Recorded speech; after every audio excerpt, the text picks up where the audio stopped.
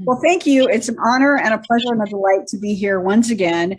And tonight I'm representing Landalore Industries. I've got for you tonight corporate chat, because I think a lot of us are feeling a little bit of stress about our work. Anyone feeling a little stress about our jobs today? So we're going to start by the product that's sponsoring this segment is called the There Patch. Comes in 5 Flintstone colors. It just gives you little bits of reassurance all throughout the day. Lasts for 3 to 26 hours. Patches sold in 12 and 30 packs. Use only as directed. Overdose can cause permanent righteousness. So, Patch. Some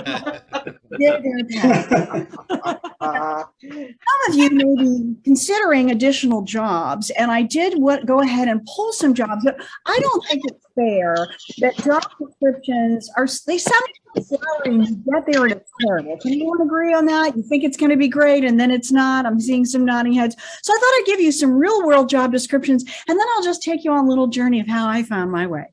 So first of all, do you like getting up early and you don't mind if your first appointment always cancels? Maybe you should be a personal trainer. You like saying the same thing over and over again, like an actor in a play, week after week after week, only this time no one's listening. I think you should try being a music instructor. Are you an artist? Are you such a good visual artist that you can take other people's terrible work and make it look good? Hairdresser, that's the job for you. You have the words "welcome home" tattooed on your chest. Do you like laying in front of the front door? Do you have the ability to stay smiling and happy even when you get the 5-layer Jell-O dessert from Aunt Martha? You're right for being a customer service manager. And finally, do you find that it's fun to create pithy insights about what's going on in the world and do them with a twist of humor?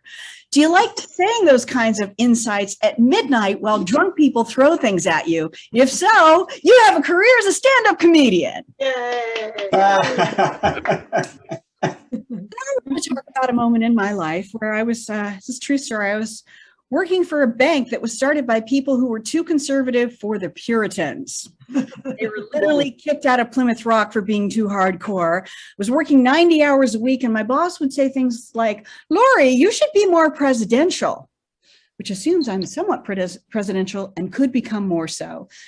I was sad. I was depressed. It was 90 hours a week. I was exhausted. I didn't know what to do. I thought, you know what? I'll take a bath. I'll take a salt bath. It'll take all the toxins out, and I'll read a book. I was reading that book, Big Magic, by the woman who wrote Eat, Pray, Love. And I get in the bath to cheer myself up, and I open the book, and it's the chapter on failure. I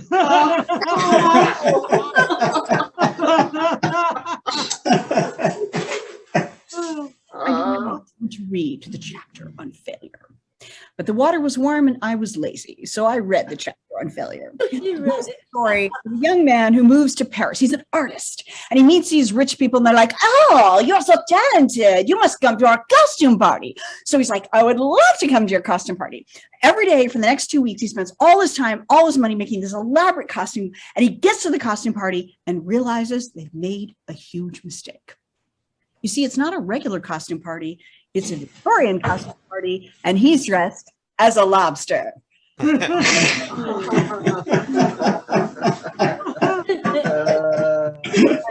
bringing to the party is my lobster costume. I might as well go in. And who are you supposed to be? I'm the court lobster. The hit of the party. So the moral of the story is to find your career, you should do what you love, which I don't know what I love because I've been so busy trying to make people like me, I've forgotten that I might like anything. I think I like cleaning, but this calms me down. Then I read the book, and it suggests meditation. I'm like, great. So I get all these books and podcasts and recordings and more books and advice. And I just pile them all up, and I figure, you know what? If I work as hard at meditation as I do at my job, I can get really, really good at it. What do you think, you guys? Okay, here I go. Do all the things, do all the things, do all the things right now. Do all the things, do all the things, do all the things right.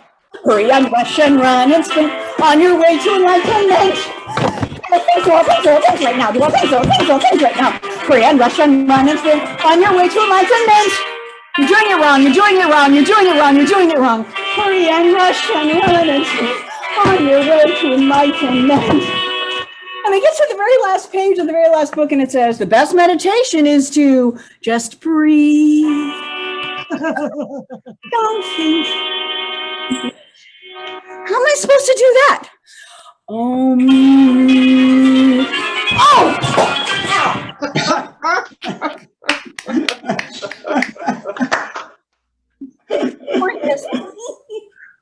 Find something you like other than cleaning. Go do that. This is corporate coaching from Landalore Industries. Landalore Industries, a growing concern.